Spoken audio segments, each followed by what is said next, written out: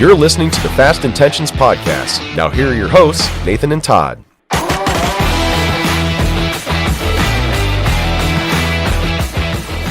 This is episode 16, the Trevor Lawrence episode of Fast Intentions.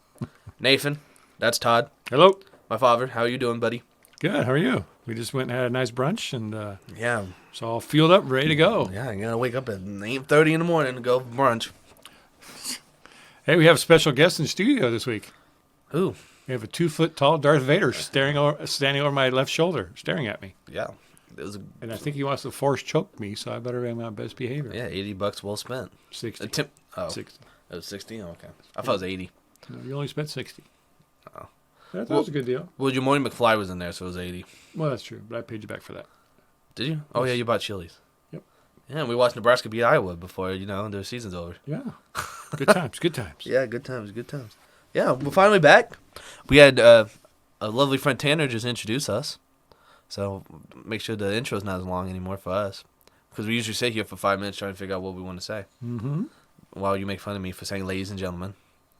Or I make fun of you for your weird intros. Two I've done. I think I've done 2. Yeah. 2 out of... 16. Yeah, there you go, Trevor Lawrence. 2 out of Trevor Lawrence. 2 out of Trevor Lawrence. Yeah, so we're here. Corey Dixon out of Trevor Lawrence. It's been a few weeks, but we're back. We haven't died yet. No, Surprisingly. we were going to record on Wednesday, right before the tournament and everything, and then you came down with the stomach bug, so this is the first chance we've had to get back together. So It's okay. We'll get it out. By the time I uploaded it, probably wouldn't have been until today anyways. Oh, so you're going to upload this today? Probably not. I'll probably be out tomorrow. Nice. So I have tomorrow off, so there's no excuse. My excuse is I'm lazy. That'll probably be the excuse. But anyways, feels good to be back. Lots of news since we've last gathered here today. NFL free agency in full swing. The World Baseball Classic's going on. We're down to the semis. It's a new era in my football team. Mm-hmm. Because we got to always bring up my team. We do. And nothing's officially come down yet, but Yeah. we'll see. Matt Rule is getting the team molded in his image for the coming season, so we can talk about that a little bit. And, You want to talk about... Well, actually, no. We got to do our eyebrow raiser first. Yeah, do you have one? Yeah, we talked about it, remember? Oh, that's right. We talked about Rock. Pie eating, trailblazing, eyebrow raising, talking. Well, I got my eyebrow razor, pie eating factoid. Your pie eating factoid? Isn't that what he says in the clip? Pie eating, trailblazing, eyebrow raising. Yeah. And yeah. It makes it seamlessly go in there. Yeah. Hasn't been copyright strike yet. It's only 3 seconds of audio. Nice. Hopefully Dwayne Johnson doesn't care to sue us that much for it. So you want to go first? Yeah. Yeah. Thank you. On March 13th at 11 a.m., Division III schools Arcadia and Denison began to play a baseball game. The game ended on March 14th at 11:10 a.m. The teams combined to score 48 runs. They hit 11 home runs and used 14 pitchers. And Denison ended up pulling out a 25-23 victory. The game had to be postponed after 6 hours with the score tied 23-23 in the top of the 8th before resuming the next day. So, shout out to Denison, Arcadia. Props to Denison for winning a 24-hour, 48-run baseball game. See, when I saw that stat initially, I was like, oh, wow, 28, was it 28-hour game you said? Or 24. 24, it was 28 runs. Mm-hmm. I was like, wow, man. Must have taken a while, but that's like, doesn't count if they play 6 and then take an 18-hour break. So, I mean. Well, I didn't write the headline. I'm just reading what the headline said. Well, I think it's still a record. Yeah. So, but yeah. It's more like it was a 6-hour game, not a 24-hour game. Well, 6 hours, they suspended it, and then they came back and finished again the next day. Well, So they it were was already more in the 6 8th. hours. They were already in the 8th. Yeah. Well, I guess it took them 6 hours to get to the 8th. That's quite a while. So, anyways. Plus, they had to come back out and go through all their warm-ups and all that, and then I think they ended up playing 10 minutes to finish the game. So. Yeah. Isn't it ironic? It takes you 6 hours to get to 8, and then it takes you 10 minutes just to finish it. Mm-hmm. They should have just fucking finished it while they were there. Then As Nathan takes a drink of his Coke Zero. Coke Zero. Not sponsored. All right. Well, anyways. Not yet. Anyways, my eyebrow raiser is baseball as well. Umpire got suspended in the Southland Conference is what it is. It was a game between Mississippi Valley State and New Orleans. UNO is what they're called. Not my UNO. Their UNO. It's not Nebraska Omaha. It's New Orleans. So, but they were playing a baseball game. It was the top of the ninth, 7-3 New Orleans, I believe. And it was I think it was a 2-1 count. The umpire called like a low strike. It was like below his knees to the batter. And the batter was pissed about it because it was low. So he got out of the box. He was like, jumping up and down. And then he pointed at it with his bat. He's like, this is where you missed it. It's right here. Strike zone's right here. So the umpire apparently got pissed off because next pitch, it was way outside in the dirt. And he called him, he rang him up for strike 3 anyways because he was pissed off that the batter showed him up. So he got suspended indefinitely. I did see that video, and actually the catcher from the other team actually went and tried to hold the batter back. So, I mean, that shows how egregious it was because most times when you see a bad call, the other team just runs off the field and, Yeah. what it is, but even the catcher tried to step in and hold the batter back. And Well, because it wasn't even like close. It was like a hook or like a curve, a big sweeper, and it was down and away. Yeah, it was. It was in the dirt. So Yeah. it was obviously the umpire did not like being showed up. So they said they suspended him. You can't be doing that. They said it was a violation of like section blah blah blah blah. I didn't read all that, but it was a pretty bad call. And then I saw it all over the internet. So that was my eyebrow raiser. Yeah. Because you see bad calls like, oh well, they're just blind. But like intentional bad calls, that's not a good thing.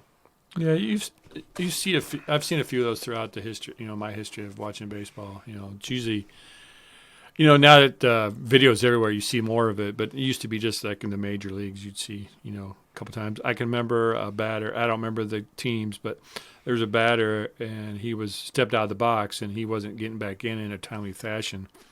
So the umpire waved on the pitcher to throw the ball, and he pitched it, and the guy called a strike, while the batter was standing in the outside the batter's box.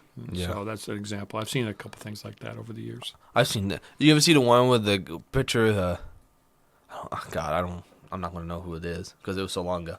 But you know how like they field the ball and sometimes they don't like it, they throw it out, ask for a new one. Mm-hmm. We did it like 3 times because it was raining. And did you see the one where the umpire threw like 2 at him because he was upset it was taking forever? And they had like a standoff. Or I had another example, but I can't think of what it is now. Did you just see my mind? You see my mind just go blank. I did. It was something you don't want to see. It happens a lot. But just imagine Angel Hernandez like calling stuff. Former umpire. Isn't he still an umpire? I think he's gone. I think he's done now. No, I think he's still around calling shit. Is he? Yes, because everyone hates him. But no, I know what I was trying to think about.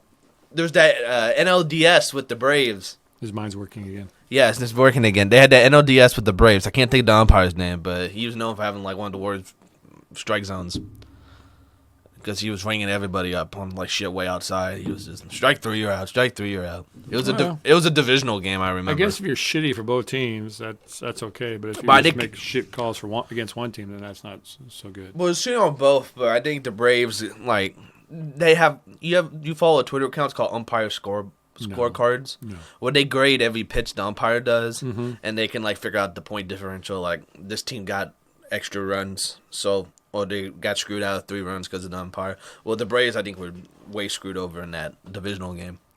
I'm pissed I can't think of what the umpire's name was, but it was like way outside. Strike 3 call, and they had like a record number of strikeouts. So, yeah, umpires suck.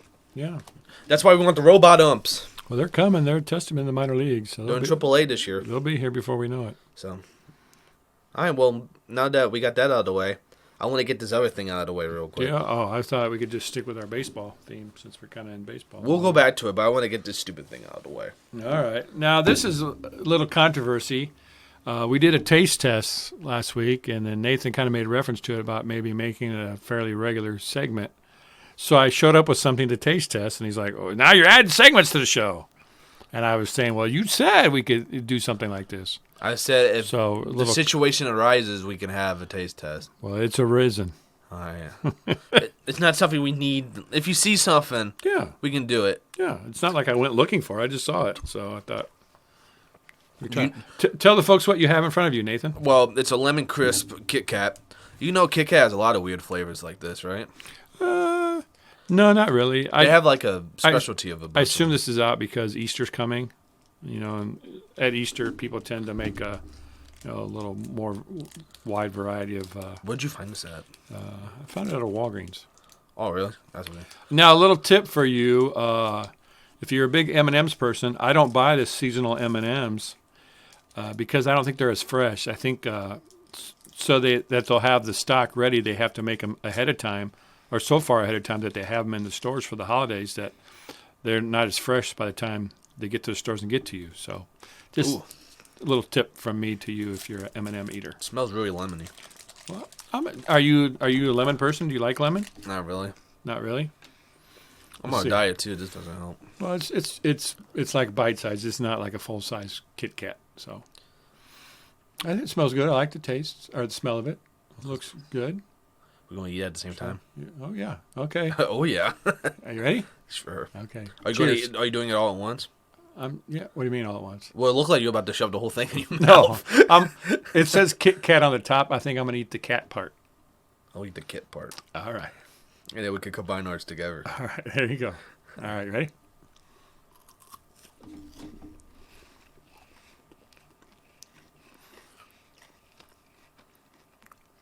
It's lemony, but it's not like a heavy lemon flavor.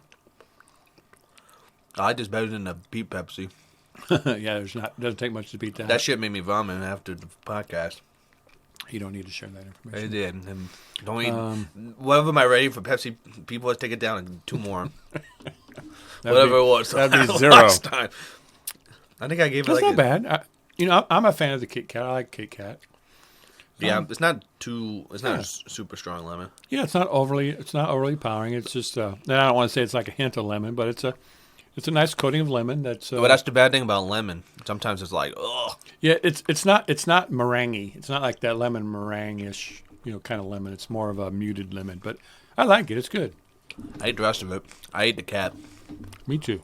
Well, I ate the no, Kit. you ate the kit. No, I did. Yeah. So, I'd say if you like lemon and the Kit Kat, give it a try. Pretty good. Out of 5 stars, this is our rating system. 4. I was going to say 4 too. Yeah, good job. Fist bump. Good job, Kit Kat. Yeah, no, Kit Kat's got a lot of weird ones. Don't they have like green tea Kit Kats and stuff? I don't eat that much candy anymore, and when I do, I tend to eat like a peanut butters. You know what the World Market is? I think they sell a bunch of weird Kit Kats there. Yeah, I'm a peanut butter cup guy. I tried these. I was at a store and they had like the organic candy, and it's like way expensive, but they had like for 75 cents off. So I got these organic dark chocolate peanut butter cups. And they were really good. I paid like 60 cents for them or something, but they're normally like $3.50. I go, for 2 peanut butter cups, that's just ridiculous. So Not like it was back in the day. yeah, eating healthy. Back when you were a young lad in the 1700s. I rode my horse to To Walgreens. to the tent, the guy in the tent down the road and the corn patch, and bought my candy. I think they probably had buildings in the 1700s. Well, maybe. I don't know. I don't know. I wasn't there. All right.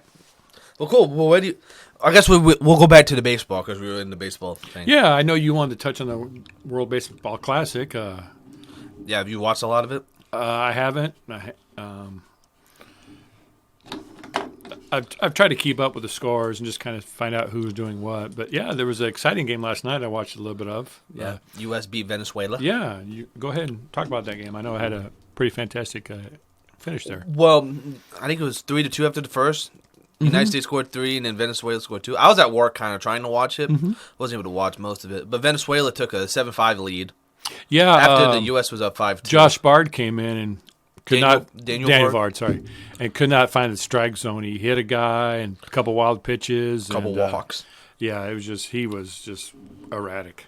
But, this is still spring training. If these guys weren't participating in the WBC, they would be in spring training. So this is exciting baseball, but none of these guys are really where they're going to be, once the season gets rolling and stuff. So, yeah. Well, shout out Daniel Bard, former Red Sox, screwing us over. yeah, that's why he's a former Red Well, Sox. we screwed him over, actually. We turned him to a starter, and then he did it, and then he, blew out his shoulder, and then he quit baseball for 3 years, and then he came back.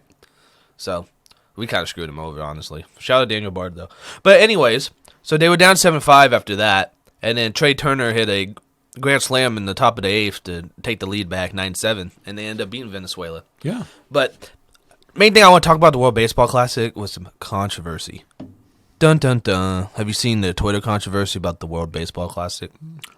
No. Well, Edwin Diaz got hurt after Puerto Rico won their game. I don't remember who they beat, but they beat someone. Yeah. And the Dominican when they made it to the... They got hurt in the post-game celebration. Yeah, they're all jumping around. And now he's out for the year. Yeah, he tore his patellar tendon in his... his particular tendon? His patellar tendon. What was that, his knee? Or his ankle? I don't know. I'm pissed. I wrote down the tendon, but I didn't write down the actual body part. But anyways, he's expected to miss 8 months and the season. Yeah. So there's controversy, people talking about, well, now the Mets season's ruined because he lost during this meaningless game that no one cares about. And then people were debating, well, the World Baseball Classic is very popular and that they're not meaningless games and they're very exciting. Well, the game that you mentioned just a minute ago between USA and Venezuela was a sellout. Yeah. So. And then Jose Altuve got hit in the pitch yesterday in that game, too. And now he's expected to miss 8 to 10 weeks with a broken right thumb. So there was a certain person at Barstool Sports tweeting about it. I don't feel like going into all that because he was all pissed about it. And people were saying, well, the World Baseball Classic is actually very popular and that even if it was spring training, same thing could have happened. Well, I think he was mad that they were celebrating injury. But then people were posting a photo around of Mets spring training. They were practicing their celebrations at spring training while they were practicing. Like they were practicing their walk-offs. So I was like, well, that could have happened in spring training too. Well, it's meaningless. But spring training's meaningless too. And they're like, well, the World Series is way more important than the World Baseball Classic. And then people are posting clips. Like Bryce Harper hit a home run in the NLCS to send him to the World Series, had like 2 million views. And then Trey Turner's Grand Slam already has 4 million views. And that was 3 hours it took to get that. So there was a big debate about whether the World Baseball Classic should be played. Should stars not be allowed to play in it? Yada, yada, yada, yada. Well, I mean, everybody's signed off on this. That's how it came to be. But, I mean, you can always go back after the fact and, say, well, you shouldn't have done this, you shouldn't have done that. But, but if he wouldn't have got hurt, there would have not been much of a story. Or if he got hurt. Just the fact that he got hurt and he's out for the year. Or if he got hurt during a spring training game or a regular season game, no one would care as much. It's just the fact it happened during this tournament. Well, and then it didn't happen during gameplay. The fact that it happened after they were, as they were celebrating a victory. So, but then Jose Altuve got hurt during it. So, I think it's below the crap. So, World Baseball Classic is fun. This is the first year I actually watched it because I didn't really think I knew about it like 2017, and I was too young to do it the first few years. I've watched a few years. I mean, because some of the Royals have played. There's a couple guys playing this year, and then Hosmer was on the team. 2017. Yeah, so when they won. Yeah. So yeah, exciting. Anyways, besides all the controversy, I think it's a great event, and as you see, the atmosphere and stuff are electric. All the fans and stuff. Yeah, nationalism is a great thing. You see all these teams come together, and their fans are able to come. I think that's why they have a lot of games in Miami because it's close. For the, like Cuba and Venezuela, and those teams to get there. Yeah. And they have a somewhat of a population. Set there from those countries in Miami. So Central America is really good at baseball too. Yeah, very good. Well, the big thing too is the Dominican Republic was we even talked about on the show. They were a big favorite with that lineup, and then they didn't even make it to the. They didn't make it out of the pools. Venezuela's got a really good lineup. I mean, so USA's got a good lineup. So yeah. Puerto Rico beat them to get there. So, but it's kind of a crapshoot because with the Bard situation, pitching's not. Up to snuff. These pitchers aren't where they're going to be. They haven't built up the arm strength yet, so they're on pitch limits. And, I mean, Lance Lynn pitched really good. I mean, he gave up that 2-run homer, but other than that, that was his only issue. So, and then the worst thing about it, though, is the pitch counts. They have, the pitch limits, which kind of make it hard to manage. Well, that's part of the spring training effect. I mean, like I said, this isn't regular season baseball. So yeah, but shout out Mark DeRosa, MLB Network, turned USA manager. So he seems like a cool dude. Yeah. Former player, too. So do you have any predictions for the rest? It's going to be U.S. and Cuba play today to go to the finals, and then Japan and Mexico play tomorrow. And then the championship's Tuesday. After Japan went 4-0 in Tokyo. Tokyo. Yeah. 2 groups were in Tokyo, 2 groups were in Miami. Or Arizona. Yeah. I don't know. I kind of like Mexico going into it. They played really well, and they just seem to be everything's kind of clicking. But a lot of this is going to, like you just said, it's going to come down to pitching and who's available and who they can throw out there and how much and all that. So, well, on paper, I think U.S. has the best team out of the bunch, but you never know. The pitching's their weak point because if that offense isn't like going ballistic, I mean, the pitching's got to hold it down. Because they're not snubs. Like at this point, everyone's good. Because it's funny watching like Australia play, and like they have hitters that are like they've had major league. They've have experience in like the major league system. They played in like high A. Like they got a bunch of like single A players playing for them, and then we got like MVP All Stars. Well, in Canada, I mean, you think Canada would be better than they are, but they just had Freddie Freeman. That was it. They got 10-run rule both games. So yeah, and Randy Rosarena's fucking carrying Mexico. Dude's a beast. Yep, he sure is. I hate playing him in October. We don't have to get to October to worry about that. So yeah. You're right. Red Sox won't have to worry about that. yeah. Cool. Yeah, that's World Baseball Classic. Hopefully, U.S. pulls it out. But then again, I'm not going to die by it. Yeah. So, well, I'm going to turn the mood down a little bit, but you always turn the mood down. Sorry. Bless the mood. I came across a story a couple weeks ago, and I wanted to touch base on a little bit. They're talking about it started out talking about Veteran Stadium and their AstroTurf. Their playing surface they used. Apparently, Vet Stadium was the home of the Philadelphia Phillies for many, many years, and 6 former Phillies have died of brain cancer. And this reporter David Gamba Corta has been investigating, and he was trying to see if there's a link between the playing surface and these people coming down with brain cancer. So he got a hold of some pieces of the old turf and had it tested. And they sent it to the EPA, and the quote was, they found numerous forever chemicals, which the EPA said can, quote, devastate families. So there's some kind of additive or, runoff of the AstroTurf that, breaks loose. And you can see it sometimes, like on the fields now, like when there's a close-up, you see players running little flakes of whatever. Like a lot of times what they do is they use chopped-up tire, rubber, and they put it in to kind of hold the field in place and everything down. So the natural byproduct of playing on that turf is stuff, breaks loose and gets knocked around. But apparently AstroTurf was also not only in Veterans Stadium, but it was at Royal Stadium, Busch Stadium, which was Cardinals. Somebody said the Big O, but I'm not sure what the Big O was. Was that maybe in Baltimore, maybe? The Big O? I'm not sure. Sorry. Nathan's going to look it up. And then the Kingdome, which was where the Seattle Mariners played. And this gentleman said he thought 12 of the MLB teams played on artificial turf, and most had used the AstroTurf brand. And besides the Phillies, you have Harry Wendelstadt, who was an umpired a lot of games on AstroTurf, died of brain cancer. And one of the most famous Royals, Dan Quisenberry, died of brain cancer, as well as former manager Dick Hauser. So they're going back and trying to, it's still in the process of this testing all going on, but it's really scary to find out that, possibly this turf that they were playing on could be connected to these people all coming down with brain cancer. And how many other players played on AstroTurf for many, many years, or were in that organization. It was Montreal. Montreal, okay, thank you. Montreal went defunct as the Expos in like 97, It's a 2004. 2004? Oh, was that late? Okay. So it's got to be scary for a lot of those players out there that maybe have symptoms of this. So it'll be interesting to see what transpires going forward. I can see there's probably going to be some kind of lawsuit that will come out, and the company who manufactured that will have to answer questions, But AstroTurf was a pretty,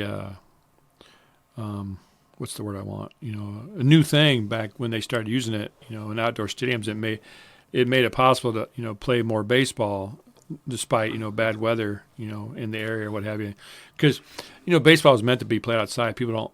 A lot of people don't like the games played in the domes or what have you. So that's why now you have a lot of parks with a retractable roof where you can play inside or outside. That's the new thing now. Yeah, that should be roof. Those are a lot more money. To have that roof that operates like that. But yeah, it'll be interesting. It'll be a story we'll kind of keep our eye on going forward. But it's kind of a tragic, thing. It's just something you take for granted. You're going out and playing baseball on a field. You don't think about, well, maybe this field's going to give me brain cancer, some years down the road or whatever. So you said they're investigating it?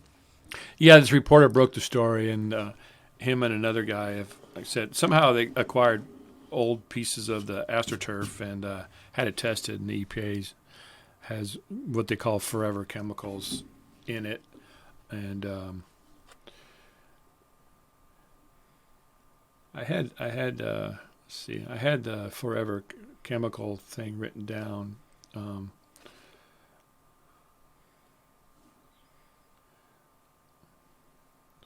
Yeah, and forever chemicals are found in food packaging like pizza boxes, food wrappers, takeout containers, microwave popcorn bags, nonstick pans, firefighting foam, carpets, rugs, window treatments, car seats, waterproof clothing, umbrellas, stuff like that. I mean, so it's out there. It's just I suppose that the fact that it's out there and it's exposed to the elements, with the heat and humidity and stuff, I'm sure that helps makes the properties take on different, aspects, what have you.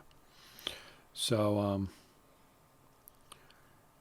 it's just, how much was in it and what levels, it's all different levels of things, the toxicity of different things and the amounts, what have you. So a lot of my checking in on this was, things I couldn't pronounce or, weren't sure.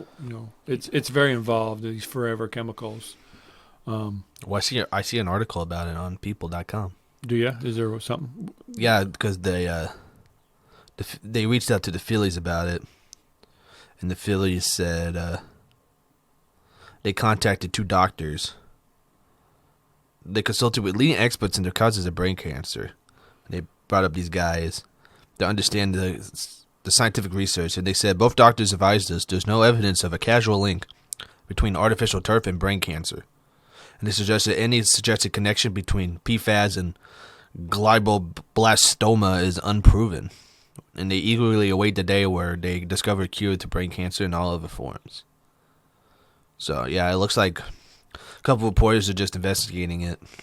And yeah, that's a fairly PC answer from the Phillies. I mean, what else are they going to say, because they don't want to be liable, of course. And so, if something does come back, these teams that, could be in trouble, from some of these families or whatever for using AstroTurf. But they said, the Guardian said experts told them that it would be impossible to prove that the chemicals caused the player's cancer. Bottom line is anything is possible, but what's plausible and provable are totally different things. There's no way to say now if those chemicals were the cause of those tumors. So, yeah, interesting work from the couple reporters. Yeah. So, yeah. Which is always, it's always good to know, too, especially when you see all the controversy now about turf and, the NFL and Super Bowl turf. Terrible. Yeah. Well, we talked about that. Yeah, exactly. So, if it's one of those, hopefully they just kind of do away with it. Yeah, good investigating reporting by those guys. And if you're into that, check out Boston Stranglers on Hulu. I watched that last night. Really good show. Very good show. Keira Knightley. And talks about the 2 female reporters that dig into that story and have a big hand in solving it. So. Oh yeah, and AstroTurf and the Boston Strangler. Yeah. Okay. So prayers go out to all the people who we lost from the brain cancer and any of those that might still be dealing with it, and hope for the best for everybody in this situation. So. Yeah, the forever chemicals, they're just tough because they don't really break down in nature, and they build up in the body over time. So that's just, some things will, you expose them to elements, they just kind of, the disposal rate's way faster. But apparently these aren't, aren't those. So tough deal. Okay, try to jump back into something a little more exciting. Yeah, well, We talk about free agency frenzy in the NFL and some of the signings you've seen. And there's a lot of science. well, the first day is always a big day as soon as they're eligible, and then it kind of goes from there. And now teams are kind of pulling in some bargains. Guys that may be sitting out there longer. Well, where do you want to start with? Do you want to start with the who? Do you want me to go into my blue blah, or do you want to save that? Your blue blah? Yeah. Hoopla? Sounds like a lot of hoopla. Yeah. Whatever you'd like to do, my friend. Whatever I'd like to do. Yeah. Okay. Well, let's see here. We can touch on some of the big names. I mean, there's going to be a lot of people who signed like 1-year deals that the casual fan's not really going to know. But there's always Like the Jordan big Montgomery. names. Yes, there's always the big names, and I had to bring that up. and then if there's a team or two that you're impressed with, some of the moves they made, overall, we could shout them out. And Otherwise, I have a thing right here. We could talk about the deals. you start where you want. I'm gonna start at the bottom. All right. Let's see here. I'll just go through team by team, and then I'll just mention it. We don't have to talk about it. I don't got to get my blue ball and everything, unless you have something to say. Yeah, if something touches my fancy, I'll Seahawks. expound on it. I'll just start with the Seahawks. Geno Smith re-signed to a 3-year, $75 million deal. That was before, but we didn't talk about that. We talked about the Seahawks potentially being someone to draft a quarterback. Well, that's a good move. This Anthony Richardson, he's kind of the hot name from Florida, but maybe a Carolina guy. He's a little bit undeveloped, and he needs time to sit and kind of learn the game, I think. And so, if Seattle would be a team where he would end up, it'd be good to have Geno Smith there to mentor him, and you don't have to rush him into the fray right away. Well, they're picking pretty low too because they're close to the playoffs. Well, they're not like top. I think they're 5th, aren't they? Aren't they picking 5th? I don't think so. Are they picking that high? Well, they got a trade because they got the Russell Wilson trade with the Broncos. Yes. So. Oh, yes. I forgot about that. Mm-hmm. So you're right. Thank you. Yeah, you're not right too often. I know. They signed Jaron Reed. The only thing I mentioned that he was a Packer. And then they also signed Devin Bush to a 1-year deal. Do you have any thoughts about Devin Bush leaving? I knew it was coming, so. Apparently they agreed to a 1-year deal with Drew Lock. Who cares? Drummond Jones, 3-year deal. A lot of these 1-year deals are just guys that need to prove themselves, and so the team brings them in and says, well, we'll give you a year and give you a contract, probably incentive laden, where if you meet so many certain goals, you can make some more money, and then we'll go from there. No, yeah, that's why I'm not going to mention all these. 49ers signed Sam Darnold to a 1-year deal. Mm-hmm. Woo! And then that'll be interesting because of Purdy and what's his face there? Trey Lance to see how that goes. And then the big thing was they signed Javon Hargraves to a 4-year, $84 million deal. Yeah, he was probably the number one free agent out there. Yeah, rich defense gets richer. Mm-hmm. Is what we say. Mm-hmm. Fuck, stupid 49ers gonna be good next year, even better. Just do quarterbacks the only thing that's really unproven. And then they got Christian McCaffrey for a full year. The big thing, they didn't make the Super Bowl this year because of the injuries. Arizona Cardinals, I don't really see anything on here. Resigning. They signed Matt Prater to a 2-year deal. Well, okay, moving on. Tampa Bay signed Baker Mayfield. The heir to Tom Brady, Baker Mayfield. Interesting. Chase Edmonds signed a 1-year deal with Tampa Bay. Good and player. Levante David resigned to a 1-year deal. They did release who was the running back for Tampa Bay last year, number 7. Oh, Leonard Fournette. Yeah, they did release Leonard Fournette. Yeah, this doesn't have cuts on here. Maybe we should think about that. Oh, and they re-signed Jamal Dean to a 4-year deal. who is a good playmaker on defense. Very important thing they did. All right, New Orleans Saints. I know you got this down. Derek Carr signed a 4-year, $150 million deal to go to the Saints. Yeah, and a nice thing. Well, that was the team they were going to try to trade him to, and he said, "Nah, I'm not. I don't want to go there." Then he signs there. Well, like I said, But- screw the Raiders. You try Yeah. not to give me my money? Fuck you. But he did structure his deal to try to help the Saints out because the Saints are kind of tight against the cap. So he did work out a team-friendly deal with them, which was nice to see. Well, and then Michael Thomas signed a new 1-year deal. Yep. Good player if he's healthy. They got Jamal Williams on a 3-year deal. Yeah, that was a good signing for them. I thought maybe he'd end up in Dallas once they let Ezekiel go to pair with Pollard, but Well, I'm excited to take Tony Pollard in the fantasy. there you go. So, and then what else is on here? Do we have any more thoughts about Derek Carr? Good signing? He's average quarterback. He hasn't. Above average. Yeah, he just hasn't proved it yet in the big games, and maybe he will. Yeah. I mean, Saints are kind of middle of the road. I think they're just kind of hoping Derek Carr takes them over that. Because otherwise it was Jameis Winston and... Yeah, he re-signed with the team for a year, I think. Yep. I saw. Well, who else? Who was their quarterback when he was hurt? Hill? Or was it someone else? no, Was they it had- Dalton? Was Dalton with the Saints Yeah, last he was year? there last year. Yeah, and he just signed with the Panthers, I think. Yeah, right here. The Carolina Panthers, Andy Dalton, 2-year deal. That's literally the next thing. Woo. They also agreed to Miles Sanders on a 4-year deal. Good signing. New running back instead of McCaffrey. Or Yeah, and, Devontae Foreman. Well, Philadelphia had a lot of cap issues, so they had to pick and choose who they wanted to try to keep and get rid of. And they did sign Rashad Penny on a 1-year, like $1.5 million deal to offset the loss of Sanders. They also got Darius Slay back. Yeah, they were able to re-sign him after reports came out they were going to release him. And they got Bradbury back, too. So Yeah, and then Gardner Johnson's the other big guy they kind of want to keep. Like we said, the Eagles' chance was kind of last year. yeah, they did bring Fletcher Cox back. And Good player, so, yeah. Okay. Well, sticking with the Panthers, Miles Sanders deal. Hayden Hurst signed a 3-year deal. Good player. And Von Bell signed a deal with them. And I don't think they have any specifics about the deal yet. Falcons got Taylor Heineke, your guy. Yeah, that's a good signing. They have Desmond Ritter. They have Desmond Ritter, the quarterback they drafted a couple years ago, and who played some last year. So good backup and possibly starter. Ooh, excuse me, that Coke Zero's coming out. They got Jonnu Smith in a trade with the Patriots for a 7th-round pick. Kind of did turn into a big signing with the Patriots, did he? Yeah, It's kind of a big... They got him and... fuck. they signed like 2 of the big name tight ends here a couple years ago. Yeah, who's the other one? Name escapes me. Sorry. Jeez, you're not helping much, are you? I know, right? Yeah, you was on your phone over there. Chris Lindstrom re-signed on a 5-year deal. Well, I have the signings here, but my list is by the signing. You're going by the teams. I'm just waiting for you to hit the teams I have queued up here. That's all. No, I'm sorry. Chris Lindstrom had a 5-year, $105 million extension, making one of the highest paid linemen in the league. And then, did I say Jesse Bates? Nope. He signed to a 4-year deal with the Falcons. Yeah, he was one of the first big names to drop when free agency opened. Ooh, the good old Vikings. What did they do? Not much.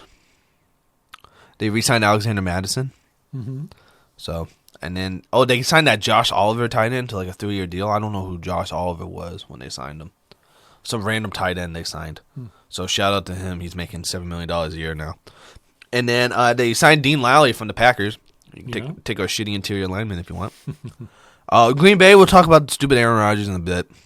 We got a whole spiel there. Well, I do, at least. Otherwise, they re-signed Keyshawn Nixon, our punt returner, to a 1-year deal, which is good.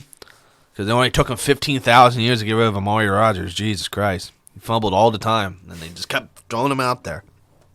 Oh, and then we signed a long snapper. Gotta have one of those. Yep. And Rudy Ford's a safety. They signed him to a 1-year deal. He was really good last year. Came off the practice squad, did really well. So that's good. Detroit Lions. Playoff Detroit Lions this year. I'm calling it. Okay. Maybe. I don't know if I will. Okay. But they signed David Montgomery to a 3-year deal. Very good signing. Yeah, he'll be their main guy because I think they kind of were light on DeAndre Swift after a while. Yeah, Jamal kind of took over the lead role there, and I think he was frustrated too, Swift, if I I'm remember. sure. No, but they both seem to get time. So, and then they had a third back that played some too. But yeah, That Craig Reynolds. Jamal's moved on, and so yeah, it should be a a good deal there for them. That's a good signing for the Lions. He's from that division, so They got Alex Anzalone for another 3-year they deal. signed him. Yeah, Long hair. yeah, somebody you picked up in fantasy football. Yeah. They got Will Harris re-signed, and then they signed Cam Sutton to a 3-year, $33 million deal Yeah, from the Steelers. from the Steelers. Sad to see him go.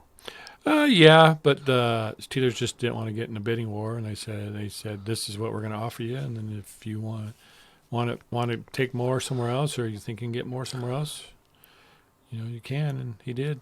All right, well, one of the big winners of NFL free agency, in my opinion, the Chicago Bears.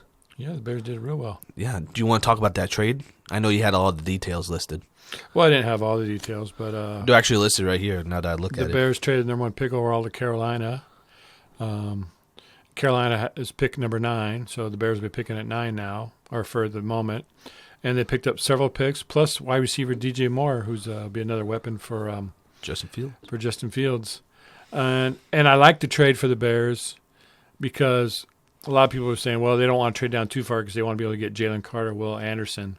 Well, to me, this is ownership realizing or admitting to themselves that they need more than just one guy to help them. And so it's a good move for Chicago, move back to 9, get these picks for the future and pick up a very, very good receiver who was very underutilized with Carolina the last couple of years, DJ Moore, and be a good option for Justin Fields, as you said, and just help that offense keep evolving. And then the Bears also signed a guard to help protect Fields in that running game. Nate Davis. In that passing game, yep, right there. And then signed a couple defensive guys. They got a defensive end, and they signed maybe 2 of the top linebackers that were on the market. And Tremaine Edmonds, who came over from the Bills, and T.J. Edwards, who came over from the aforementioned Eagles. Yeah. So Great signing. yeah. And then Of course, now they had the most money under the cap. They were like $72 million under the cap. Yeah. And I think the next closest was like Atlanta, and they were probably at least $8 to $10 million behind them. So Bears did have a lot of flexibility to work, deals. So. Yeah. And then to replace Montgomery, they signed Deontay Foreman, aforementioned as well. Yeah, he's a very underrated player, very good. And then they signed Travis Homer to a 2-year deal. I think he was still with the Seahawks last year. Yeah, I think he was one of those backs they had to use last year. And then they took Robert Tonyan from the Packers. Yeah, good tight end I've always liked. Oh, yep. Commanders, I think their biggest signing is Eric Bieniemy, but he's not listed on here. They signed Andrew Wiley to a 3-year deal. And then they signed Jacoby Brissett. I forgot about Jacoby Brissett to a 1-year deal. Winky go. Heineke? Winky? No, Winky. The quarterback they brought in last year. Oh, Wentz? Wentz. I'm sorry. I was thinking Winky. I don't know why Wentz. Yeah, I was like, Winky? Who the fuck's Winky? Wency? They let Wentz go. Oh, and then they gave Darren Payne their franchise tag, and then he signed that for a 1-year deal. Big defensive tackle? Yep. Yeah. Cam Dantzler, they got from the Vikings. I don't know if you care about that. Yeah, he was. I remember he came out of Clemson as a quarterback, and made the conversion and been able to stick in the NFL. Yeah. And then Nick Gates, 3-year deal, offensive lineman. Former Husker.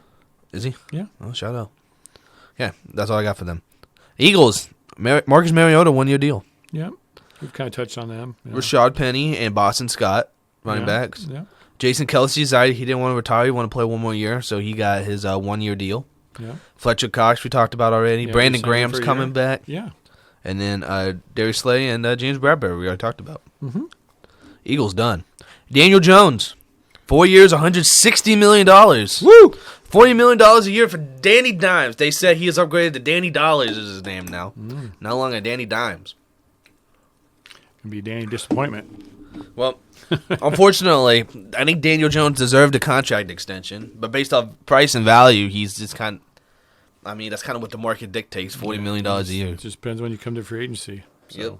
Well, it's kind of weird that Daniel Jones get that money and Lamar Jackson still doesn't know what the hell's going on. Well, Lamar wants that contract similar to Deshaun Watson signed with the Browns, and he wants all that guaranteed money. And I don't blame him. I don't blame him, but I also don't blame the Ravens. They put one of those tenders on him where it's not restrictive, but people have to give you a certain compensation, and so it'll be interesting to see. He gambled on himself, and he got injured, and he hasn't proven he can stay healthy for a whole season for several years now, and so Yeah, the last 2 seasons he hasn't been healthy. yeah. So I could see the Ravens wanting to do a deal, but probably want something incentive-related and options in there to protect themselves. And why wouldn't you? You know, if you're going to make an investment, you need that person to be there and available all 16, 17 games. So Well, I agree with you too, but I also think someone should take a risk on it. There's no reason why. There's plenty of teams out there that could use a Lamar Jackson. well, Especially like someone like the Jets. I get, like I said, we'll talk about Aaron Rodgers, but to put all this stock in there, him coming for like what, 1 year, 2 years? Because Aaron Rodgers, I don't think he's going to want to play that long anymore. well, he was, according to him, when he was going into that darkness, he was set on retiring until he came out of the darkness, and then he's ready to play. So if you have a player who's deciding whether or not to play, then yeah, how much can you rely on him to be there for more than a year or two? Exactly, which is why Lamar Jackson's younger, and he's probably going to be there longer. But if they want to give, everyone keeps talking about how they want to give us like a 4th-round pick. I said, you fuckers, you better pull out a first. Well, if I'm Green Bay, I hold out for that number 1 pick. That seems to be the stumbling block from what I can tell is that Green Bay wants that number 13 pick overall and just don't want to give it up. But hey, if they want him bad enough, they're going to have to give it up. And good for the Packers. You don't have to trade Aaron Rodgers. So. Okay, well, we'll get to that. Mm-hmm. Saquon Barkley got the non-exclusive franchise tag. Shout out to Saquon Barkley. They signed Paris Campbell to a 1-year deal. Woo, Paris Campbell. Good receiver. Yeah, Darius Slayton and Sterling Shepard both re-signed. Darius Slayton's 2 years. Their big thing, though, is they got Darren Waller from the Raiders. All for a 3rd-round pick. Yeah, You trying to tell me no other team could give up a 3rd-round pick for Darren Waller? That's the worst. You see a report like that, you're like, why couldn't my team do that? Why couldn't someone else do that? 3rd-round pick? You just don't know. You just know how that works. You don't know if the Giants were talking about something else, and they said, "Well, how about Waller?" And then they said, "Well, if you give us a 3rd-round pick," but then they don't. Do you say, "Okay, hold on"? And then you put this memo out. Hey, anybody else want to give us more for Darren Waller than this pick? I would. Fuck. I don't know. Give me a second. How that works. Would you see the controversy that maybe he was mad about the owner leaking his wedding? No, I didn't see that. Because he got married to Kelsey Plum. You were saying no, you didn't see that before I even finished what the sentence was. Well, you said the controversy surrounding it. I didn't see any controversy surrounding it. So, no, I didn't. Damn, why are you so mad? I'm not mad. I didn't see know, anything about controversy. All right, well, never mind then. I won't talk about it. Okay. And then they signed Bobby Okereke for a 4-year deal. Okereke? Well, I always thought he was Okereke because that's how they said it at the draft, but they always say Okereke now. I think he changed the pronunciation of it or corrected it. All right.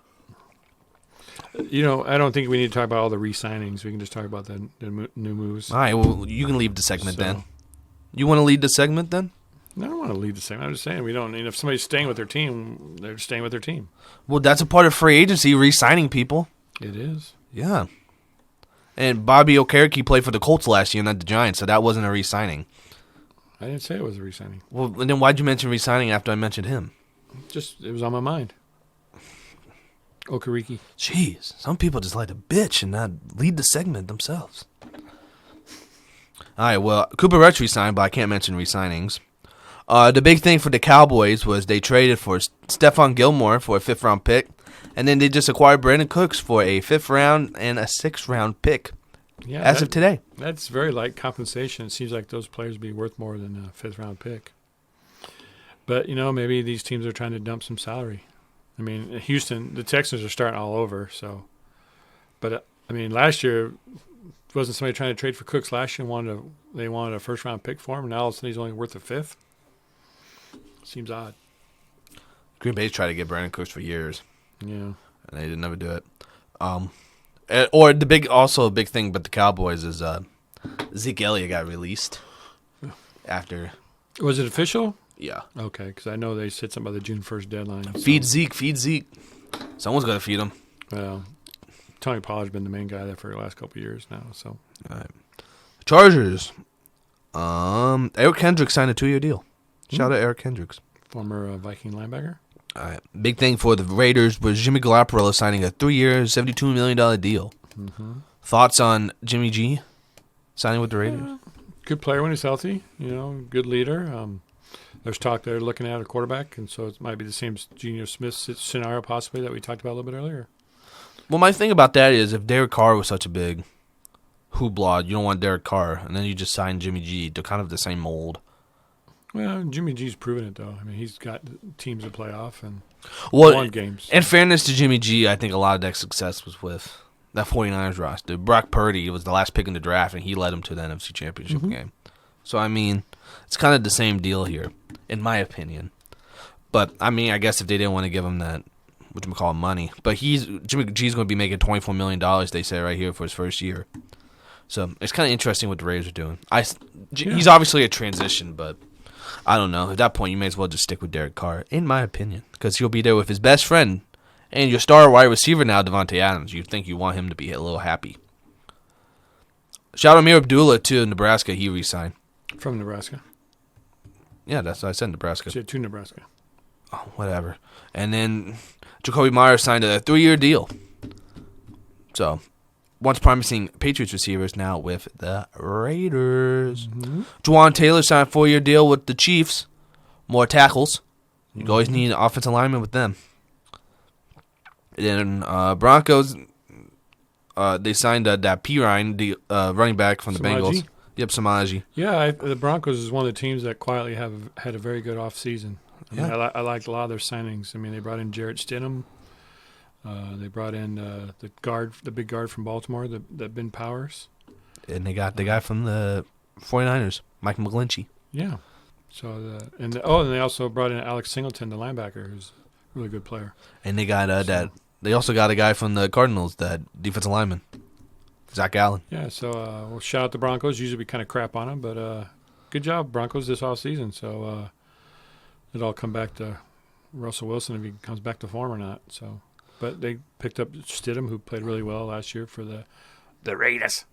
So got somebody capable behind him if need be. Titans, I don't care about any of these signings. Jaguars, these are re-signings. Can't talk about those. Colts signed Gardner Minshew to a deal. Yeah. 1-year deal. Shout out. He's still in the league. Yeah. Resign. Okay. Texas got Case Keenum for 2 years. And they signed Robert Woods, 2-year deal. And then Laremy Tunsil signed a big extension. I think he was in trade rumors too again. Yeah. But then he just signed again. He's also, once again, the highest paid offensive tackle, I believe, per year. He got $50 million guaranteed money. Nice. So shout out to him. Good for him. Steelers. You want to talk about your Steelers? Yeah, I won't go too far into it, but they've kind of been active this offseason. They've completely remade their linebacker room. Dropped Miles Jack, Devin Bush, and brought in, linebacker from the Commanders and linebacker from the Dolphins, and re-signed Okajobe, who they brought in last year, and they've went out and signed a couple of free agent offensive linemen, which I was really happy to see. And then after they lost Cam Sutton, who you talked about, they brought in Patrick Peterson.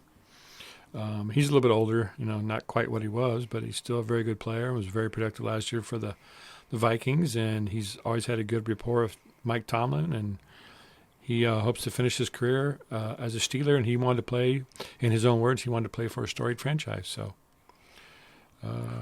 can't wait to watch him play, and I hope he does real well. And it'll be interesting to see now because the draft, Steelers could go any which way now in the draft because they've kind of shored up most of their needs in the free agency period, which is not usually their case. But, that Omar Khan's the new GM there now, after many years of, being the second guy. So it might be a new philosophy for the Steelers. So Shout out new philosophies. Yes. Cleveland Browns. They signed Dalvin Tomlinson to a 4-year deal. Defensive tackle. Yeah, good player. Good solid player from I think he was with the Vikings. Juan Thornhill, 3-year deal. Safety. Mm-hmm. And then that Ogbo Okenhorkwo, that edge rusher, he signed a 3-year deal. I'll leave that one for you. Yep. Bengals, their big thing was they got Orlando Brown. After losing a few safeties, they got someone to help protect Joe Burrow, which they're trying. They need. They try to get a lineman in there every year. And now what was his face? The guy they brought in last year, 2 years ago. Now he wants to be traded because they brought in this other player. So as the world turns, Ravens, their big thing is Lamar Jackson. We already kind of talked about him. Yeah, Jets signed Alan Lazard, they did. part of Aaron Rodgers' wish list. That wasn't really a wish list, according to Aaron Rodgers. Supposedly, yeah. Yep. And then they did some re-signings. Oh, they got that Chuck Clark from the Ravens. Good player. Yep. And then Patriots, we're almost done. We have 3 more teams. Patriots signed James Robinson to a 2-year deal. And they got Juju Smith-Schuster. The running back Yeah, James Robinson, running back. with the Patriots. Yeah. 2-year deal. Yeah, they've been a couple of years ago. They came, like we talked about the tight ends. They came firing out of the gate, and this year they've kind of been a little bit more muted and kind of sitting back and picking guys off here and there. But you knew once they lost Jacoby Myers, they had to go out and try to make a splash with somebody, and they decided to go with Juju. Yep. And they also got Mike Gesicki. Yeah, 1-year deal. I saw that big tight end out of Miami, 6'7". Yeah, do the Big grit. target. Do the gritty. Mm-hmm. They was talking about his fucking gritty he did. They signed Riley Reif from the Lions. I think he was with last year. Yep. Calvin Anderson, also another tackle. A lot of re-signings and stuff for the Patriots. They're very active. Ooh, Dolphins. Biggest signing of free agency. They got Mike White to a 2-year deal. And then Myles Gaskins, Mostert, and Jeff Wilson all coming back. Oh, they got that Braxton Berrios from the Jets, too. Oh, yeah. Good receiver. Good little receiver. Yep. And then they got Jalen Ramsey for a 3rd-round pick. And Hunter Long. Or Hunter Henry's the one for the Patriots, but they got Hunter Long. Mm-hmm. So I came up with it right. Oh, Hunter Henry was that tight end they signed. But they got Jalen Ramsey, so how the mighty have fallen. Yes. All for a 3rd-round pick. So that's good. Both good moves by the Dolphins. Mm-hmm. And then the main thing for the Bills, they got that Connor McGovern signed a 3-year deal with them, the guard. And then they re-signed Matt Milano and Jordan Poyer. Nice. Good, solid veteran pieces they've had there. Yeah. And that's all the teams. Do you? Is there a particular move out there that you really you saw that you really liked, or you thought made sense, or? Well, I think we kind of went. I went through the ones I enjoyed already. Yeah. Went through them. So, Well, main thing I think I like the Bears signing both of those linebackers. Well, sure. I mean, I don't like it, but I thought they were good moves. Yeah. Bears are the winners. You don't want to see them play, but I like the David Montgomery move for the Lions. I do too. If he stays healthy, he plays the full year. He's a good complement. He's a really good back to that when offense, and apparently they're gonna roll with Jared Goff still. So they must have confidence in him, and think he's the guy. I wouldn't be surprised if they maybe grab a quarterback somewhere, in the first few rounds. Not the first round, but the first few rounds of the draft coming up, just to have a developmental guy if there's somebody out there they really like and want to follow. So. Well, I'm also stupid. I think I said the Seahawks didn't make the playoffs. They made the playoffs. Oh, well, you are stupid, but that's not because of that. Oh, yeah. So those are all the things not re-signing. Yeah. Are you a combine guy? Do you like to watch the combine when they're no, as they practice in their shorts and shirts, as the guy said? It's just a practice in their shorts and shirts throwing against air. No, not really. I'll watch the 40-yard dash on YouTube. That's about it. I kind of like to turn it on and just watch the drills and stuff. I mean, I don't watch it continuously, but I like to tune in when I can and watch the drills. And the 40-yard dash is good. And I like when they superimpose guys running against other guys or whatever, and kind of compare their times, with other guys in their position or the other big names. No, Rich Eisen. That's the only comparisons I care about. Trey Palmer, 4.33, fastest receiver at the combine. So, shout out for Trey. So. He had a good performance, real good performance at the combine. So, I mean, you can help yourself. I mean, these colleges have their pro days where teams come in and they all perform the tests that maybe they didn't do at the combine or what have you, and then other guys who didn't get invited to the combine get a chance to show what they have. And every year, see these undrafted free agents, come along and make a splash for a team here and there. So, these guys, props to them. They're all out there chasing their dreams, and just the beginning of their NFL futures. You didn't like my Rich Eisen comment? Oh, I didn't hear your Rich Eisen comment. No wonder why. Talking about run, Rich, run. Yeah, I was like, no wonder why you just ignored it. Yeah. Well, you talk about the comparisons. I said I only like it when they do it with Rich Eisen. Well, I was going to come back around to that, but yeah. Oh. He runs in his suit and tie and his tennis shoes and stuff. And 6'5". But he's getting slower every year. I don't know what the hell. He needs to train more. He's old. Well, that too. So. All right. Do you mind if I bitch about the Aaron Rodgers situation for a little bit? Yeah, let's open the floor to you, and you go right ahead. He was on the Pat McAfee show the other day, so he's always on the Pat McAfee show. Yeah, everybody's waiting for that nugget to come out. So, yeah, go ahead. I mean, I think I've pretty much said my opinion in the last few podcasts now. So, he's taking off his glasses. He's leaning back. He's letting me go. So, Aaron Rodgers, tenure with the Packers is probably going to be over. Or it pretty much is over. Sad day. Bittersweet. Aaron Rodgers is my favorite baseball player. What the fuck? He's my. This is why you don't leave the floor to me. He's my favorite football player. The greatest Packer of all time. Debatably. No, not debatably. He is. Well, it's debatable, but between people. But no, in my opinion, he is the greatest Packer of all time. Well, as a Packer fan, that's your opinion. As me, as a non-Packer fan, I would say I still think Brett Favre is better. But no, I think Aaron that's Rodgers is better. Observation from Brett Favre is great when he wasn't throwing it to the other team, but Aaron does that too, just in the playoffs. No, not as often. But Dar's force choking me because I'm talking bad about the Packers. I mean, I don't care you talk bad about the Packers. How many Super Bowls does Brett Favre have? At least 2. He got 1. No. Same thing with Aaron Rodgers, so I don't know why people always bring that up. But besides the point, anyways, you want to see Aaron Rodgers stay and retire a Packer. I think naturally as a Packer fan because he's such a good player. But you kind of knew with the cap situation. Yeah, Aaron Rodgers is hanging up there. You kind of knew with the cap situation and where they are, where they're kind of rebuilding. Can you stop pointing around? I'm trying to do my monologue.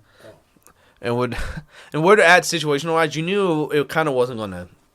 If Aaron Rodgers stayed, it kind of puts him in a cap situation, and then they're not going to win anything this year, anyways, from where they're at. So I think in the best interest, you kind of hope he would retire. You want him to stay there forever, but as a GM, the best decision would be for Aaron Rodgers to get traded, get some compensation back for him. He can go try and win with the Jets, which is what he wants to do. He wants to win another Super Bowl. So you want to give him that respect, and then you want to just move on with Jordan Love. Now, Jordan Love's a controversy in itself. He's a great kid. I didn't like it when they took him because, they were trying to win a Super Bowl, and they kind of wasted their first-round pick on a quarterback. But at this point now, he's been sitting there for 3 years. You're in a rebuilding phase. You want him to just go out there and play, finally get some, game reps. He plays in the preseason. He played that one game against the Chiefs that I was at in real life. But, I mean, that's not enough to gauge whether or not he's going to be a starting quarterback in the league. So it's good that he'll finally get the opportunity to be the starter. But the biggest issue with it for me is the just the way it went down when Aaron talking about how, the Packers they told me if I wanted to come back I could, or if I wanted to get traded they would trade me. And then he was all upset that he went to the darkness retreat. I'm tired of talking about darkness. It's stupid. But he came back out, and then they said he wanted to trade him. Now he's upset about it. And they don't like they were telling everybody else that they wanted to trade him, except Aaron. They told him he wanted to stay. And now he's kind of upset with the GMs and stuff. So you kind of wish that situation wasn't so sour. Because even then, he said, if they had just told me after the season, hey, we love you, you're one of the greatest Packers ever, we're going to retire your number, but we want to move on, he would have been okay with it. So I kind of wish they just took that route initially. But you can't. So that situation sucks, but you also can't blame them for wanting to move on and see. Because they obviously love Jordan Love so much, they're getting away from winning the Super Bowl, that they took him because they felt they couldn't pass up on him. So you know they wanted to see him play eventually. So I'm not too sad that Aaron Rodgers is leaving. I just wish that situation wasn't so toxic between them. That's all I kind of had to say about it. And hopefully, people keep talking about who has the leverage in the situation. The Jets want Aaron Rodgers. They're all talking about the bowing at his knees now. Oh, he's going to be the savior in New York. Packers got all the leverage. They can just wait forever until they get the compensation they want. I mean, technically, Aaron Rodgers could just retire or and just not do anything, but they may as well wait out for what they want. The Jets are going to have to make more. What's the word when you what's the word when you make exceptions so that things can work out? Compensation?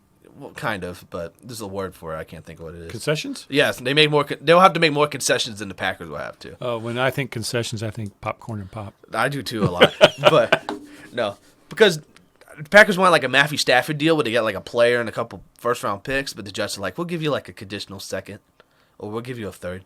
Because, yeah, in the Jets' case, like I was talking about earlier, Lamar Jackson, they could trade for Aaron Rodgers. He'll make them to the AFC Championship game and they'll lose, hopefully. I'll be pissed if he goes and wins the Super Bowl his first year over there. I go, you couldn't fucking do that here. You lose every year for us, and then you go win for them. Yeah. Granted, most of those years wasn't Aaron Rodgers' fault. The last 2 years were Aaron Rodgers' fault. The years before that weren't. I've made excuses for Aaron Rodgers for years. That defense let him down so many times. We finally got a good defense, and then he can't fucking score against the Bucks, and he only scores 10 points against the fucking Jimmy G 49ers. Jesus. But anyways, besides the point, the Jets don't want to give us so much because they can only have him for a year, and he'll decide to go back and sit in the dark room again for 2 weeks and then figure out he wants to retire. So Yeah. you can't, like, I can see both sides, but the Packers, they should just wait it out as long as they can. You hope they get it done before the draft, so hopefully they get a pick or something, they can use it. But if they have to wait till after that, I think they technically don't have to do anything until like May or shit. They could hold it out to a training camp if they really want to. Oh, really? Yeah, I think.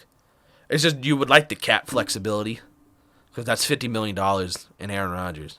But people are also making that point that, well, because you want to get rid of Aaron Rodgers, and you're not doing right by him, they're going to give you less. And I said, well, how's that make sense? Oh, because they were treating Matthew Stafford so nice by saying, we love you so much, we want you to win a Super Bowl, that they give up more compensation? That doesn't make any sense. The Jets don't care about that. They just want to give out what they think is necessary. What's necessary is fucking a first-round pick. Give us a first-round pick, please. I'll take one. I don't need two. I just need something. Yeah, I mean, I agree with you. You know, the Packers kind of hold the cards here, and the Jets have made it known they want a quarterback. And if you're and Aaron Rodgers may know he wants to be their quarterback. If you're the quarterback that's on the Jets roster right now, what are you thinking? You know, Zach Wilson. So yeah. Well, people keep pulling up that quote. What he said. Well, whoever they sign, I'm gonna make his training camp like I'm gonna make the competition a living hell for him or whatever he said. Yeah. And they said, well, sorry, buddy, you're competing with Aaron Rodgers.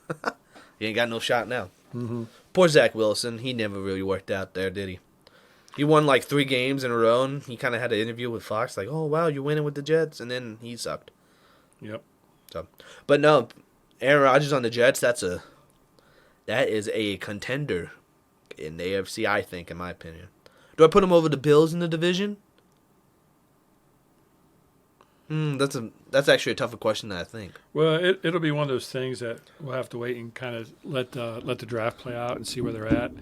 You know, because the Jets did really well. I mean, last year they ended up with the Offensive Rookie of the Year and the Defensive Rookie of the Year. Their defense is really good. So they got a really strong defense. So, yeah, if Aaron can come in and just be the steadying influence and the consistent influence and not make the dumb turnovers and, you know, what have you. And, they definitely be a playoff team. I mean, it's hard to say who's going to win the Super Bowl. I mean, you know, a lot of things have to break your way to win the Super Bowl. But, yeah, they'll definitely be a playoff contender. Well, they'll make the playoffs for sure. I'm not worried about that. But it is interesting because Aaron Rodgers really likes to, you know, build his rapport. And he has all these people. There's controversy about his hand signal. There's always a controversy with Aaron Rodgers and young receivers. But the Jets are really young over there. And so he'll have to learn their style, and he'll have to figure out, get a connection with them. That could take more than a year. Shit, they never figured out a connection this year with, like, Dobbs and Watson. Which, by the way, for really young receivers, I like most of them. Hopefully they take another receiver, Green Bay. Well, the Jets have a good young receiving core over there, too. So, yeah, definitely. They're going to give us Elijah Moore. There you go. Elijah Moore in the first-round pick. Come on. There you go. Come on, Jets. What are you doing? Or you can give us Garrett Wilson, too. I don't care. No, they're not going to give a Garrett Wilson. Or Sauce. Which I don't blame them. Why would they? But Elijah Moore would be nice. Yeah. Oh, and then his wish list. He was upset. He didn't have a wish list. Which I think... He's just more upset that it came out. Well, maybe more. I'm pretty sure he had a wish list because he basically said the same thing to the Packers a year or two ago about, hey, bring these guys back. I want these guys on the team to help me win. And, well, he did say that about Randall Cobb. He goes, I want Randall Cobb. Yeah, so it's the same thing, but he's just mad that it came out, you know. And well, he could made public. Well, he obviously said something to him. Yeah. But it may not have been, he was my list of all the players I want you to get before I come. It may have been like, well, if you're going to get someone I like, Alan Lazard, I like Randall Cobb, Mercedes Lewis. What they said, it's kind of half and half. Mm-hmm. That he may not have been demanding it, but he would say, I'd like to play with these guys, for sure. Well, he can spin it however he wants. You know, maybe it's just, you know, he's trying to soften the blow or the, well, it'd be kind of nice. Backlash. when there's lots of Aaron Rodgers controversy and the post I'm like, fuck, I got to sit here and watch this 15-minute video of them talking about Aaron Rodgers. Now it's the Jets' problem. I don't got to worry about that. I just got to worry about it's going to be if Jordan Love has a bad first week. Oh, was it a mistake that they got rid of Aaron Rodgers? Green Bay's going to be terrible for the next 20 years. Well, it won't go away because Mike Greenberg on ESPN, he's a big Jets fan, so he'll be talking about that all the time. Which is funny because he talks about how Aaron Rodgers loses in the playoffs, and now since Aaron Rodgers is there, we're going to go win the Super Bowl. It's funny how it all reverses now that he's on your team. Yeah. But I like Jordan Love. When you see plays of him, you could see all the intangibles. He has all the abilities to be a really good quarterback. He just got to be able to put it all together and do it consistently. Yeah, there's a reason they picked him when they did. So. Well, he was a raw talent too. He sat there for 3 years. It's his time. Would it be great if we went from Hall of Famer to Hall of Famer to Hall of Famer? I don't think that's going to happen. Well, they say the last 30 years they've had Hall of Fame. Haven't had to worry about the quarterback position at all. So. We'll see now. Jordan Love he'll have a couple years. Yeah, there was I know you're big on mentioning memes. There was a meme out there, and it had that stat, and just had rows of for like 30 years, and it had Brett Favre's picture, blah blah blah, blah. And then it was Aaron Rodgers' picture, blah, blah, blah, and then Jordan Love, and then now it's Jordan Love. Yeah. So. Well, they also said breaking news: Jordan Love's been traded to the 2040 Jets. So. Well, that's we mentioned that a little bit the other day when we were talking about. It's kind of ironic that they both got traded to the Jets. Aaron Rodgers kind of following the Brett Favre path. So. Well, Aaron Rodgers is going to retire. If he ends up with the Vikings, then we got something to talk about. I don't think Aaron Rodgers will ever go. I think when he's done with the Jets, he's done. So. All right. He ain't going for the Bears. You got that all off your chest? You feeling good? I mean, can you breathe easy now? I mean, I kind of could breathe easy earlier. Okay. I know you said this was probably the best thing for the Packers. So, I mean, you hate to see Aaron Rodgers go to another team, but he'll be a time comes eventually for everybody. So. He'll be a Packer. He'll always be known as a Packer. Sure. It's like Peyton Manning. He's a Colt. Mm-hmm. Like people talk about the Broncos, but he's a Colt for life. Mm-hmm. Same thing with Brady. Yeah. There's a good line that listener Lisa found or told me that she read that what happens to a Colt when it grows up? Turns to a Bronco. Becomes a Bronco, yeah. So also I do agree with the sentiment. They talked about it a lot. Trade a player a year too early than a year too late.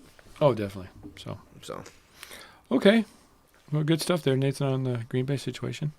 I got my Jordan Love jersey coming. Yes, very good. I want to use it for the next 20 years, hopefully. Woohoo! 15 years. Yeah. Have you been following any of the Huskers off-season program at all, or not the workouts and stuff? No. No. Well, just wanted to touch base on Coach Rule. His off-season is basically about one thing: competition. He's created games and things that basically it's players competing against each other in these drills.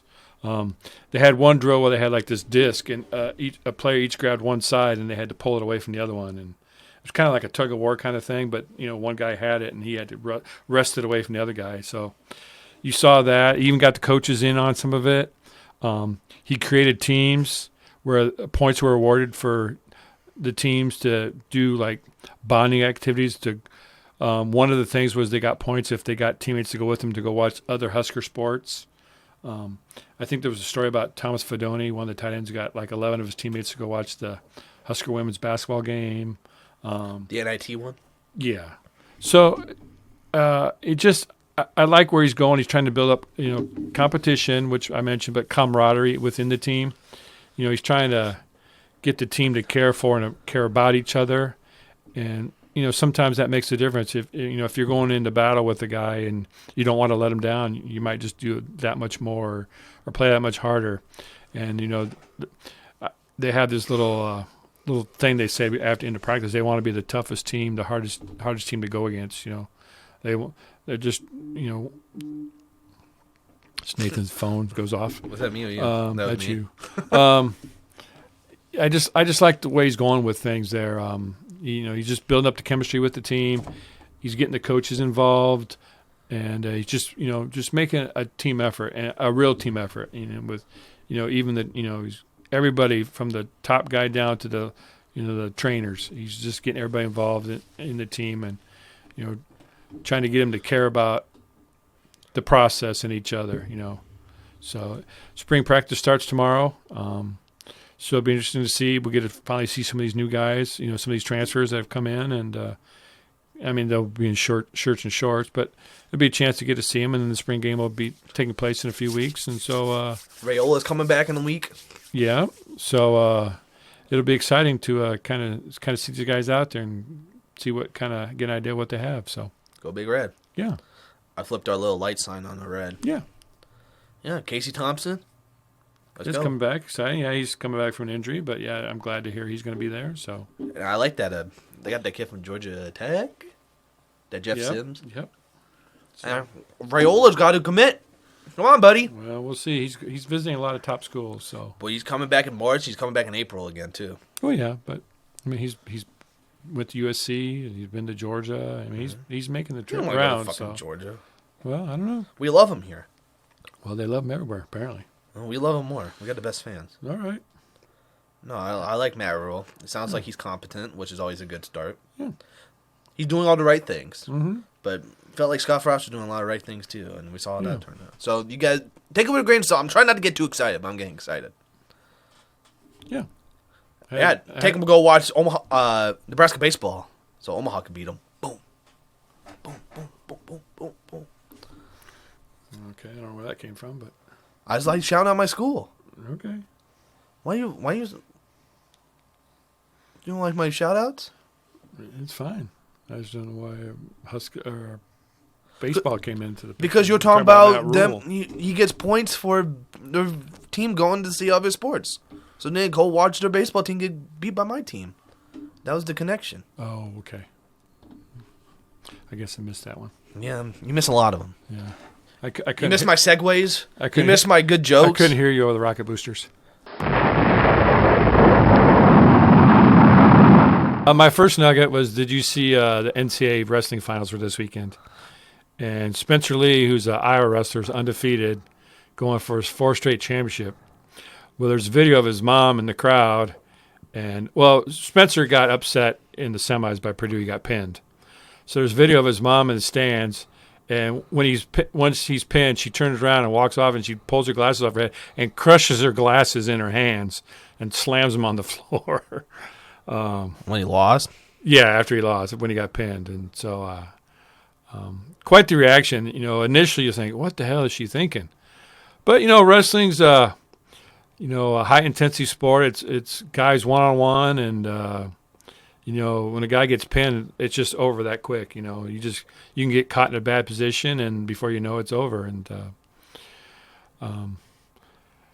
he was going for 4 straight championships, and apparently after he lost, he forfeited the rest of his matches, I believe, or maybe he's injured, because he was supposed to wrestle a Nebraska guy for the 5th place match, and he